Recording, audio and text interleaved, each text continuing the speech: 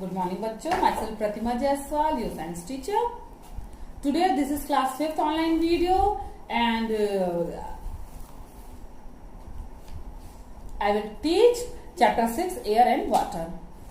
The first part of the video is given, and this is part second video. Okay. Now, today we are learn in the past video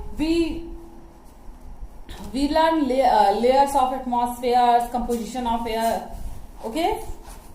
Now today we are learn properties of air. Means past video में हमने composition of air और layer of atmosphere पढ़ा था. आज हम पढ़ेंगे properties of air. Okay. We know that air has weight and occupies space. ये तो हम जानते हैं कि एयर जो है वो स्पेस ऑक्युपाई करता है और दैट कंटेन्स वेट. वो उसके पास जो है वजन होता है, भार होता है. तो आपको तो पता है कि what is matter. Everything that occupies space and have weight is called matter. तो हमारा एयर क्या है, वो भी एक पदार्थ है, एक मैटर है ना. तो because of its weight, air, pressure, everything around is in the direction of either words. तो जो हमारा प्रॉपर्टीज ऑफ एयर है वो मैटर का प्रॉपर्टीज ही शो करेगा. तो हमने पढ़ा ही है कि मैटर हमारे 3 स्टेट में पाए जाते हैं, सॉलिड, लिक्विड और गैस. तो हमारा एयर क्या है, एयर हमारा जो है, अब एयर का जो प्रॉपर्टी वो सॉलिड से मैच नहीं करता, क्योंकि एयर जो है उसका कोई शेप नहीं डिफाइन है, उसका केवल वेट है, उसका कोई वैल्यू नहीं डिफाइन है. तो एयर हमारा क्या है, एयर किससे हमारा मैच करता है, एयर हमारा मैच करता है गैसेस से. तो एयर जो है मैटर का गैसियस स्टेट है. ठीक है. अब प्रॉपर्टीज ऑफ एयर में एयर गैसियस स्टेट है, यानी ये गैस फॉर्म में रहता है, या स्पेस ऑक्युपाई करता है, इसमें भार होता है. ठीक है. तो ये इसकी प्रॉपर्टीज हो गई. Not just upward, the extract pressure of all sides when a balloon is blown over its maximum size. तो हम एयर ऑक्युपाइड स्पेस करता है, इसके बारे में हम डेली लाइफ में हमेशा इस चीज को फील करते हैं कि एयर ऑक्युपाइड स्पेस करता है. अब कहाँ फील करते हैं बच्चों, हम जब बैलून में हम जब एयर भरते हैं, वहां पे देखिए जब हम बैलून को एयर भरते हैं तो एयर स्पेस ऑक्युपाई करता है. इसी वजह से तो बैलून जो है वो फूल जाता है. एक पतला छोटा जो बैलून होता है, जब उसमें हवा भरते हैं तो क्या होता है, वो एक्सपैंड हो जाता है. तो वो क्यों एक्सपैंड हो जाता है, क्योंकि जो बैलून के अंदर जो जगह थी वो एयर में उसको उस जगह को ऑक्युपाई कर ले, उस जगह को घेर लिया. तो इसका मतलब हमें पता चल गया कि एयर जो है स्पेस ऑक्युपाई करता है. ठीक है. तब देखिए some application of air pressure in every life are given below. और जो एयर है वो क्या करता है, बैलून में प्रेशर देता है. इस वजह से तो बैलून के जो मॉलिक्यूल्स है वो फूल जाते हैं या एक्सपैंड हो जाते हैं. तो क्या होता है, वो क्यों बैलून के जो मॉलिक्यूल्स क्यों एक्सपैंड होते हैं, वो एयर के प्रेशर द्वारा एक्सपैंड होते हैं. मतलब एयर क्या करता है, वो प्रेशर देता है. तो एयर की प्रॉपर्टीज ये भी होगी कि एयर दबाव देता है, एयर ऑक्युपाई स्पेस ऑक्युपाई करता है, उसमें भार होता है. तो एयर जो वो गैसेस स्टेट में रहता है. तो अब हम अपने डेली लाइफ में एयर प्रेशर कहाँ होगा, ये देखिए चैप्टर के अकॉर्डिंग हम इसको देखते हैं कि हम अपने डेली लाइफ में एयर प्रेशर का कहाँ यूज करते हैं. ठीक है. देखिए ये बच्चा क्या कर रहा है, ड्रिंकिंग थ्रू अ स्ट्रॉ. जो फर्स्ट पिक्चर है हमारी, उसमें क्या कर रहा है, एक बच्चा स्ट्रॉ से ड्रिंक कर रहा है, यानी पानी पी रहा है. देखिए उसमें क्या होता है, जब हम खींचते हैं तो जो पानी के मॉलिक्यूल्स को एयर क्या करता है, पीछे से प्रेशर देता है. हम उसको आगे से पुल करते हैं ऐसे.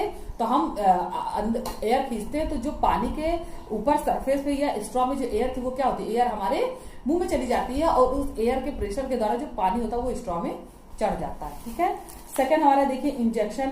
जब इंजेक्शन को फिल किया जाता है तो उसमें भी एयर का प्रेशर होता है. तो एयर प्रेशर बाहर करके जब खींचते तो एयर खींचते हुए जो इंजेक्शन के जो मेडिसिन होती है वो सिरिंज में आ जाती है. या हमारा घरों में हैंड पंप लगा, उसमें भी एयर प्रेशर का यूज होता है. एयर प्रेशर के द्वारा ही जब हम ऐसे से चलाते हैं तो प्रेशर से जो होता है पानी के ऊपर जो है उसके मॉलिक्यूल पर प्रेशर बनता है और वो पानी ऊपर आ जाता है. ठीक है. यह हमारा वैक्यूम क्लीनर है. उसमें क्या है कि जो डस्ट के पार्टिकल्स होते हैं, जब हम अपना वैक्यूम क्लीनर ऑन करते हैं तो एयर जो होता है वो वैक्यूम क्लीनर के अंदर आने लगता है और डस्ट पार्टिकल उसके साथ आने लगते हैं. ठीक है. या हमारा एरोप्लेन है, वो भी एयर प्रेशर से चलता है. या हमारे जितने भी सेल्स हैं या हमारी जो बोर्ड्स हैं वो क्या है, एयर प्रेशर के अकॉर्डिंग ही चलती हैं. ठीक है, अब हम रिवाइज एंड रिकॉल पढ़ेंगे जो आपके पेज नंबर 73 पर दिया गया है। देखिए, fill in the blanks using the correct words. जो हमारा फिल इन द ब्लैंक्स उसको हमें करेक्ट वर्ड से भरना है। तो फर्स्ट में ब्लैंक बना है, फिर लिखा है is added to the soil by means of fertilizers. तो यहां पर हम क्या है, नाइट्रोजन और ऑर्गेन दो गैसेस का नाम दिया गया है और ये मिट्टी में जो है फर्टिलाइजर के द्वारा मिट्टी में इसको ऐड किया जाता है। तो बच्चों हमें पीछे पढ़ चुके हैं कि हमारे जो एयर का कंपोनेंट नाइट्रोजन है उसको हम डायरेक्टली एटमॉस्फेयर से नहीं ले सकते हैं, या प्लांट उसको डायरेक्टली एटमॉस्फेयर से नहीं ले सकते, तो उनको क्या किया जाता है, एज अ फर्टिलाइजर के साथ उनको जो है मिट्टी में बरीड किया जाता है, मिट्टी में मिक्स किया जाता है। तो हम यहाँ भरेंगे nitrogen. Second, all living things need dash to breathe. तो सभी जो लिविंग थिंग है वो क्या करते हैं, ब्रीथ करने के उनको क्या जरूरी होता है, हमारे पास दो ऑप्शन है, ऑक्सीजन और नाइट्रोजन। तो हम सबको पता है कि हमको ब्रीथ करने के लिए ऑक्सीजन की जरूरत होती है। ठीक है बच्चों। Third, the layer of atmosphere where weather change take place. तो जो लेयर ऑफ एटमॉस्फेयर है जहां पे वेदर चेंज होता है उसे हम क्या कहते हैं, ट्रोपोस्फेयर या स्ट्रेटोस्फेयर। तो जहां हमारा वेदर चेंज होता है बच्चों वो है स्ट्रेटोस्फेयर। ठीक है।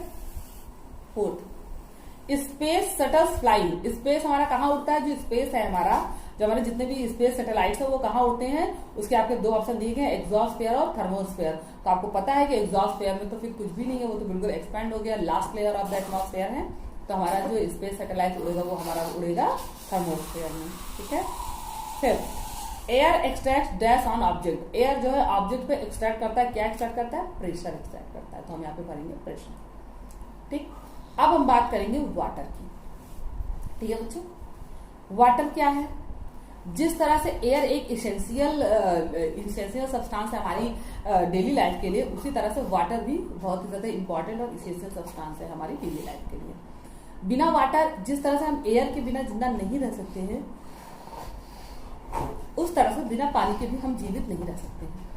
हवा और पानी और भोजन मनुष्य को जीवित रहने के लिए बहुत ही ज्यादा इसेंशियल और बेसिक नीड्स है। ठीक है बच्चों। अब देखिए, water like air, water is also essential for the survival of living thing. तो वही बात है कि जिस तरह से हवा हमारे लिए बहुत ही ज्यादा जरूरी है, लिविंग थिंग को सर्वाइव करने के लिए हवा बहुत जरूरी है, उसी तरह से वाटर भी लिविंग थिंग को सर्वाइव करने के लिए बहुत ही ज्यादा जरूरी है। ठीक है। We need water for drinking. हमें वाटर पीने के लिए, कुकिंग खाना बनाने के लिए, बाथिंग नहाने के लिए, और ऐसे डेली होने वाले कामों में हमें वाटर की जरूरत पड़ती है। It is very important that we drink clean and pure water. और ये बहुत ज्यादा जरूरी है कि हमें जो है साफ और शुद्ध ही पानी पीना चाहिए। अगर हम कंटामिनेटेड वाटर पिएंगे तो क्या होगा कि हमारी बॉडी में बहुत ढेर सारे जो है हार्मफुल बैक्टीरियाज आ सकते हैं और हम बीमार हो सकते हैं। ठीक है, या हम हेल्दी नहीं रह जाएंगे, स्वस्थ नहीं रह जाएंगे। Water needs to be purified to make it fit to human consumption. तो अब चूंकि हमारे, हाँ एक बात आपको और बता दें, हमारे जो हमारा अर्थ है उसमें 75% वाटर है। मीन्स जो हमारा अर्थ सरफेस है वो उसके अर्थ सरफेस के 75% में पानी है, लेकिन ड्रिंकिंग वाटर केवल हमारे पास 3% है। क्योंकि वो जितना भी वाटर है वो सॉल्टी है, उसमें ढेर सारे मिनरल्स और सॉल्ट घुले हुए हैं जो हमारे ड्रिंक करने के लायक नहीं है। हमारे ड्रिंकिंग एबिलिटी रखने वाले जो वाटर है वो ओनली 3% है। ठीक है। तो ये बहुत जरूरी है कि पानी को साफ किया जाए, वरना क्या होगा कि जो 3% वाटर है उन्हें भी हम, अगर उनको हमने अच्छे से नहीं यूज किया, उनका बहुत ज्यादा हमने वेस्ट किया, उसका बिल्कुल हमने एकदम वेस्ट, उसको बिल्कुल एक्सेस मात्रा में वेस्ट करते रहे, यूज करते रहे, तो क्या होगा, एक समय ऐसा आएगा कि हमारे पास ड्रिंकिंग वाटर भी नहीं रह जाएगा। ठीक है। तो हम, और कंटामिनेटेड वाटर हमारी बॉडी को सूट नहीं करेगा, तो लाइफ को बहुत ज्यादा डिस्टर्बेंस आएगा।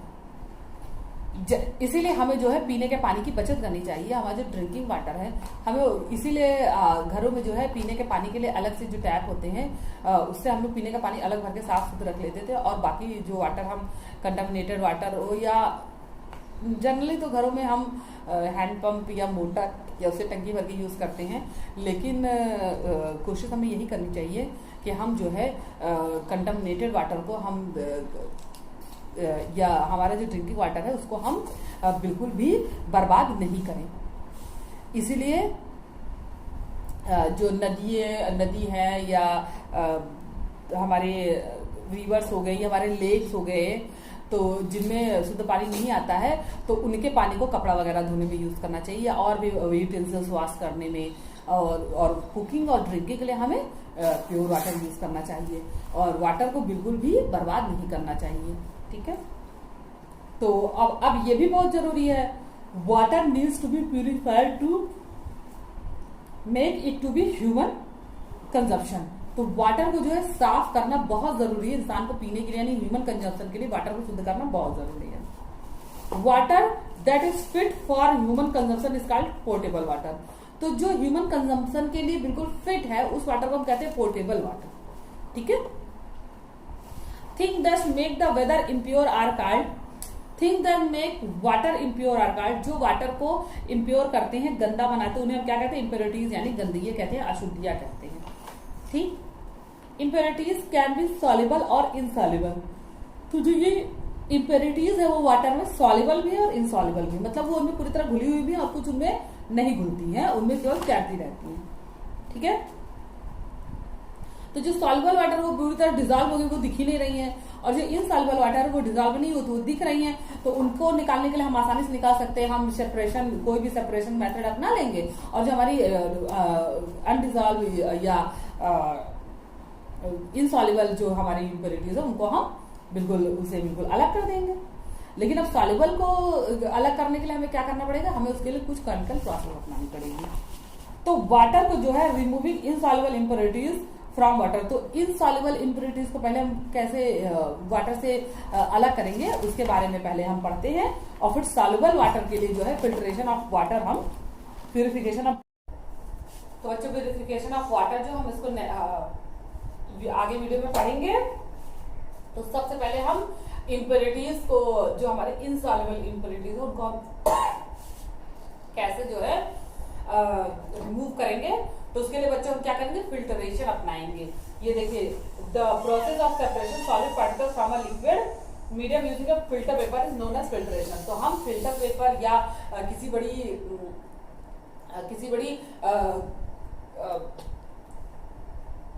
सीव एक, आपको पता है ना कि एक पोर्स वाली जो एक स्ट्रक्चर, एक पोर्स वाला एक इंस्ट्रूमेंट होता है जिसमें छोटे छोटे पोर्स बने होते हैं, तो हम पोर्स वाली सीव यूज कर सकते हैं, या फिल्टर पेपर द्वारा जो है हम वाटर से जो है इनसॉल्युबल इम्प्योरिटीज जो उसको अलग कर देंगे। इस प्रोसेस को हम कहते हैं बच्चों फिल्ट्रेशन। अब देखिए, जो सेकंड प्रोसेस है, जो हमारा सॉल्युबल इम्प्योरिटीज है उसको हम कैसे रिमूव करेंगे? देखो, removing soluble impurities from water, तो the soluble impurities of water can be removed by evaporation and distillation। तो जो soluble impurities है उसको हम क्या करेंगे? evaporation या distillation द्वारा जो है, इस प्रोसेस द्वारा हम जो है इसको वाटर से रिमूव कर देंगे। तो देखिए आपको, अब देखिए evaporation द्वारा क्या होता है कि evaporation का हम एग्जाम्पल, सबसे बड़ा एग्जाम्पल समझ सकते हैं कि देखिए हमारे सी पर क्या होता है कि जब हमारे सी पर सनरेज पड़ती है तो हमारा सी वाटर, तो आपको पता है बच्चों कि सी वाटर साल्टी है। बच्चों देखिए, सी वाटर हमारा बहुत ज्यादा साल्टी होता है, तो उसमें क्या होता है, जब उसमें सनरेज पड़ती है तो वो उसका जो वाटर होता है वो वाटर पार्टिकल्स इवेपोरेट हो जाता है और हमें नमक मिल जाता है, सॉल्ट मिल जाता है। सॉल्टी होता है तो उसमें सॉल्ट होता है सी वाटर में, तो वो सॉल्ट हमें मिल जाता है। तो इसी तरह से हम कोई भी अगर इम्प्योर वाटर है जिसमें इनसॉल्युबल इम्प्योरिटीज अगर उसमें पूरी मिक्स हैं, तो उनको हम क्या करेंगे? इवेपोरेशन द्वारा हम प्राप्त कर सकते हैं। तो इवेपोरेशन की प्रोसेस क्या है बच्चों, हम बताते हैं। देखिए, इवेपोरेशन में क्या होता है कि हम किसी भी यूटेंसिल में हम अगर वाटर को रख दें और उसको 100 डिग्री टेम्परेचर को, या किसी भी पॉट में, किसी भी टैंक में, किसी भी अपरेटस में हम वाटर को रख के 100 डिग्री सेंटीग्रेड जब उसका टेम्परेचर करते हैं, तो क्या होता है कि वाटर जो है वो लिक्विड स्टेट छोड़कर गैसियस स्टेट में चेंज होने लगता है, वो मतलब वेपर बनने लगता है, भाप बनने लगता है। तो जब 100 डिग्री सेंटीग्रेड पे वाटर को गर्म करते हैं तो उसका भाप बनने लगता है, तो वो जो वेपर बनता है वो बिल्कुल प्योर वाटर होता है। तो उस वेपर को हम कंडेंस प्रोसेस से ठंडा करके और बिल्कुल प्योर वाटर प्राप्त कर सकते हैं। ठीक है बच्चों, और अब डिस्टिलेशन क्या प्रोसेस है, तो देखिए आपका चैप्टर जो है पेज नंबर 75 में, देखिए डिस्टिलेशन का आपको फिगर बना हुआ है, ये देखिए सभी बच्चे देखिए। तो डिस्टिलेशन में क्या किया गया है, एक पॉट है या हम इसमें यहाँ तो हमें बड़ा फ्लास्क लिया गया है, या हम किसी बर्तन में अगर डिस्टिलेशन करते हैं तो वहां भी हम कर सकते हैं। तो जो भी हमने पॉट या जो भी यूटेंसिल्स या जो भी फ्लास्क हमने लिया है तो उसमें हम क्या करेंगे, उसको हीट अप करेंगे। ठीक, हीट अप करेंगे तो पानी क्या होगा, वो इवेपोरेट होने लगेगा। ठीक है, पानी जब हम हीट करेंगे तो वो जो फ्लास्क है उसमें जो वाटर मॉलिक्यूल्स उसमें एनर्जी आएगी, वो हीट अप होने लगेगा। ठीक, अब जब जैसे ही वाटर मॉलिक्यूल्स को हीट मिला वो क्या होगा, इवेपोरेट होने लगेगा। जैसे ही टेम्परेचर 100 डिग्री सेंटीग्रेड से ऊपर जाएगा वो क्या होगा, वो इवेपोरेट होने लगेगा। ठीक है, अब वाटर मॉलिक्यूल्स, अभी जैसे हमने इवेपोरेशन आपको बताया कि वाटर मॉलिक्यूल्स जो होंगे वो बिल्कुल प्योर वाटर मॉलिक्यूल्स इवेपोरेट होंगे। उन्हें हम क्या करेंगे, उन वाटर मॉलिक्यूल्स को वही कंडेंसर लगा के, देखिए हमने यहाँ पर क्या किया, पाइप द्वारा ये वेपर को इनमें हमने एक पॉट में इकट्ठा कर रहे हैं, तो वेपर के किनारे हमने कंडेंसर लगा दिया। इसमें देखिए नीचे से वाटर जो है फिल होता है, तो जब वाटर नीचे से फिल होता है तो वाटर पूरे पाइप को पूरी तरह फिल करके ऊपर से निकल जाता है। तो इस तरह से इसमें हम कोल्ड वाटर जो है कोल्ड वाटर इसमें फ्लो करते हैं। तो जब हम कोल्ड वाटर फ्लो करते हैं तो कोल्ड वाटर के टेम्परेचर से, जो कि कोल्ड वाटर का टेम्परेचर रहेगा डाउन, तो वो टेम्परेचर जो है, ये जो हॉट हमारा वेपर गया है जब इसमें जाएगा तो उससे कोल्ड टेम्परेचर हॉट टेम्परेचर जब आपस में कंटेक्ट होंगे तो क्या होगा कि टेम्परेचर का ट्रांसफॉर्मेशन होगा। टेम्परेचर कोल्ड हीट गर्म वाला टेम्परेचर जो है ठंडे में चला जाएगा, क्योंकि आपको पता है ना कि हमारा जो हीट एनर्जी है वो गर्म से ठंडे की ओर फ्लो होती है। तो गर्म जो टेम्परेचर है वो ठंडे में चला जाएगा। तो इस तरह से जो यहाँ पर हमें जो हमारा वेपर होगा वो ठंडा हो जाएगा और लिक्विड फॉर्म में आ जाएगा, और यहाँ पे हम इकट्ठा कर लेंगे। तो बच्चों इस प्रोसेस को डिस्टिलेशन कहते हैं, और यहाँ वाला जो प्रोसेस इवेपोरेशन होता है। तो हम किसी भी पानी में, किसी भी वाटर मॉलिक्यूल्स में घुली हुई अशुद्धियां या सॉल्युबल इंप्योरिटीज को हम इवेपोरेशन और डिस्टिलेशन प्रोसेस से बिल्कुल साफ पानी प्राप्त कर सकते हैं। ठीक है बच्चों, चलो साफ पानी अपडेट कर सकते हैं। अब प्यूरिफिकेशन ऑफ ड्रिंकिंग वाटर, अब पीने के पानी का प्यूरिफिकेशन कैसे किया जाता है। अब हम सभी ये तो इस तरह से जो हमें वाटर मिलता है ये डिस्टिल वाटर है बिल्कुल। इसमें चूंकि हमारे पीने के पानी में क्या है कि उसमें मिनरल्स भी होने चाहिए थोड़े बहुत, तो ये डिस्टिल वाटर है। ठीक है, अब पीने के पानी को कैसे शुद्ध किया जाता है, सरकार ने इसके लिए water treatment plant, sewage plant जो हमारे गवर्नमेंट की तरफ से लगाए गए हैं, तो उसमें गवर्नमेंट जो है वाटर को प्यूरिफिकेशन करने के लिए वाटर ट्रीटमेंट प्लांट लगाती है। तो वहां पे कैसे पानी को साफ किया जाता है उसकी प्रोसेसिंग हम आपको बताते हैं बच्चों। ठीक है, तो water purification is the process of removing gases and other germs and other harmful substance from water to make it fit and consumption means कि वाटर प्यूरिफिकेशन वो प्रोसेस है जिसमें हम वाटर को जर्म्स फ्री कर देते हैं, इम्प्योरिटीज फ्री कर देते हैं, जिससे वो पीने के लायक बन जाता है। ठीक है बच्चों, तो at hand we can purify water by the evaporation और boiling of 20 minutes water we can pure our water in pure form. Okay, तो देखिए घर में क्या करेंगे, इसमें 10 मिनट दिया, हम 10 मिनट अगर पानी को उबाल लेंगे तो हमारे पानी से जर्म्स और हार्मफुल गैसेस वगैरह जो है रिमूव हो जाएंगी और वो पीने के लायक बन जाएगा। ठीक है, और जो हमारा वाटर ट्रीटमेंट प्लांट है वहां पर कैसे हम प्यूरिफाई करते हैं, तो देखिए उसके लिए इस तरह के टैंक्स यूज होते हैं। तो सबसे पहले सेडिमेंटेशन टैंक होता है, जो भी हमारा इम्प्योर वाटर आता है वो सेडिमेंट टैंक में रखा जाता है। तो इसमें जब टैंक में भर के इसको छोड़ दिया जाता है तो थोड़े समय बाद क्या होता है, जो इम्प्योरिटीज जो तैरती रहती हैं वो ऊपर हो जाती हैं और जो सेटल डाउन होकर इम्प्योरिटीज नीचे बैठ जाती हैं। तो हम क्या करते हैं, यहाँ पर इसको फिल्टरेट कर लेते हैं, इम्प्योरिटीज को फिल्टरेट कर लेते हैं और उसके बाद हम इसको सेडिमेंटेशन टैंक में क्या करते हैं, फिर उसको क्या करते हैं, हम बर्तन को टैंक को प्योर करने का सिस्टम बना होता है। तो वो उसमें से जितना भी वाटर है सेडिमेंट होकर जो इम्प्योरिटीज नीचे बैठी है और प्योर वाटर को हम उसको पोर करके दूसरे टैंक में पहुंचा देते हैं।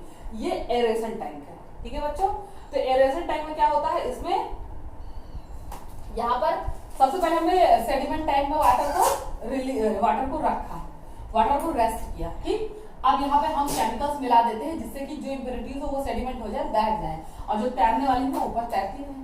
तो यहाँ पर क्या होता है कि लेयर बन जाती है, ऊपर तैरने वाली ऊपर हो जाती है, जो सेडिमेंट होकर बैठ जाती है, ठीक। अब हम क्या करते हैं, यहाँ फिल्ट्रेशन पेपर लगा के ये ऊपर इम्प्योरिटीज को फिल्टर कर देते हैं और इस पानी को प्योर करके दूसरे टैंक में पहुंचा देते हैं, ठीक है। और दूसरे टैंक में एरेशन टैंक होता है, इसे हम एरेशन टैंक कहते हैं। यहाँ पे क्या होता है कि जो भी पानी से केमिकल डाले गए हैं, ऑक्सीजन से जो भी हार्म हुआ, तो यहाँ पे ऑक्सीजन फिल किया जाता है। जब हम यहाँ पे एयर प्रोवाइड कराएंगे इनको, तो एयर का ऑक्सीजन पानी में घुल के एयर की कंप्लीट को पूरी तरह पूरी कर देगा, मतलब एयर का जो भी लेक ऑफ एयर ऑक्सीजन होगा वो यहाँ पर कंप्लीट हो जाएगा, यानी वाटर हमारा fill with air, fill with oxygen, oxygen से बिल्कुल रिच, ऑक्सीजन से रिच हो जाएगा, ठीक। उसके बाद अब हम क्या करें, यहाँ पे फिल्ट्रेशन टैंक है, तो इसे हम फिल्ट्रेशन टैंक कहते हैं। इसमें क्या करते हैं कि बच्चों, इसमें सबसे नीचे जो है सैंड की लेयर बिछी होती है, उसके ऊपर वुड पाउडर की लेयर बिछी होती है और उसके ऊपर कोल की लेयर बिछी होती है इस टैंक में, ठीक है। तो यहाँ से जब एरेशन टैंक से पानी को फिल्ट्रेशन टैंक में जब पहुंचाया जाता है, तो पानी इन तीनों लेयर से जब गुजर के आता है, तो जो कोल होता है वो वाटर का जो हार्मफुल गैसेज है और जो उसका स्मेल है, बैड स्मेल, और वो सब ऑब्जर्व कर लेता है कोल, ठीक। कार्बन सबके साथ रिएक्ट करके उसको ऑब्जर्व कर लेता है। फिर पानी जब वुड से आता है, तो वहां पे जो छोटी बहुत अशुद्धियां या इम्प्योरिटीज जो रह जाती है वो यहाँ पर इससे मिक्स होकर वहां रुक जाती है। उसके बाद सैंड की लेयर से जब हम वाटर को गुजारते हैं, तो सैंड की लेयर के बीच में जो होती है पोर्शन बहुत छोटे छोटे होते हैं, तो वाटर मॉलिक्यूल बिल्कुल प्योर होकर यहाँ से फिल्ट्रेशन टैंक से धीरे धीरे निकल के यहाँ हमारे क्लोरिनेशन टैंक में इकट्ठा होता रहता है, ठीक है। अब यहाँ जो हमारा वाटर है वो 98% प्योर हो जाता है। फिर इसमें जो जर्म्स और वायरस माइक्रोब्स रह जाते हैं, जिन्हें हम नेकेड आई से नहीं देख सकते, जिन्हें माइक्रोस्कोप से सिर्फ देखा जा सकता है, उन जर्म्स या उन बैक्टीरिया या वायरस को खत्म करने के लिए हम क्या करते हैं, यहाँ पर क्लोरीन टैबलेट या ब्लीचिंग पाउडर यहाँ पर इसमें मिक्स करते हैं, तो उसे हम कहते हैं क्लोरीनेशन टैंक, क्योंकि यहाँ पर क्लोरीन की टैबलेट या फिर ब्लीचिंग पाउडर यहाँ पर मिक्स करते हैं, जिससे कि जो हमारे हार्मफुल जर्म्स और बैक्टीरिया हैं वो भी बिल्कुल खत्म हो जाते हैं और हमें बिल्कुल प्योर वाटर मिल जाता है, ठीक है बच्चों। तो इसका आपको देखिए वाटर रिजर्वायर में यही पूरा सिस्टम है, जहाँ पे वाटर को इसी तरह से प्योर किया जाता है और लास्ट में क्लोरिनेशन टैंक के बाद में बिल्कुल शुद्ध पानी जो है मिल जाता है, बिल्कुल प्योर वाटर हमें easy to use to drink हमें मिल जाता है, ठीक है बच्चों। तो आपका ये चैप्टर कंप्लीट हो गया है। अब आपको इसका जो है कल इसका आपको कंप्लीट क्वेश्चन आंसर दिया जाएगा, तो तब आप उसको पूरा कर लेंगे और इसके बीच आपका जो रिवाइज एंड रिकॉल है और सब कुछ कंप्लीट करेंगे। और सभी बच्चे जो फिगर बनाएंगे, तो फिगर में आप जो है सबसे पहले तो पेज नंबर 70 बनना वाला ये फिगर और ये पूरा चार्ट आप इसको बनाएंगे, पेज नंबर 70 का फर्स्ट फिगर, ठीक है। और पेज नंबर 69 का ये पूरा फिगर, ये layering of atmosphere, first figure ये बनेगा, सेकंड फिगर आपका हमारा ये कंपोजिशन ऑफ एयर का चार्ट ये बनेगा, ठीक है। और थर्ड फिगर आपका ये बनेगा, ये प्यूरिफिकेशन ऑफ, थर्ड फिगर आपका बनेगा डिस्टिलेशन, ठीक है। और फोर्थ फिगर आपके बनेंगे ये रिजर्वायर ऑफ वाटर। 4 फिगर आपको बनाने हैं, सभी बच्चे ध्यान रखिए, वीडियो देख लो, ये 4 फिगर बनाने हैं आपको, ठीक है बच्चों। तो 4 फिगर में आपका फिर से मैं रिपीट कर देती हूँ, ये लेयर ऑफ एटमॉस्फेयर, ये कंपोजिशन ऑफ एयर, उसके बाद आपका ये डिस्टिलेशन प्रोसेस और ये water treatment, water reservoir of, ये वाटर रिजर्वायर, इसका ये 4 फिगर आपको आपका ये चैप्टर 6 है, क्लास 5 चैप्टर 6 आपको ये चारों फिगर बनाने हैं। और कल आपको इसका सॉल्व एक्सरसाइज दे दी जाएगी, सभी लोग अपना वर्क कर लेंगे, तब तक आप लोग फिगर बना ले। Good luck for you homework, ठीक है बच्चों, तो सभी लोग अपना होमवर्क कर लें।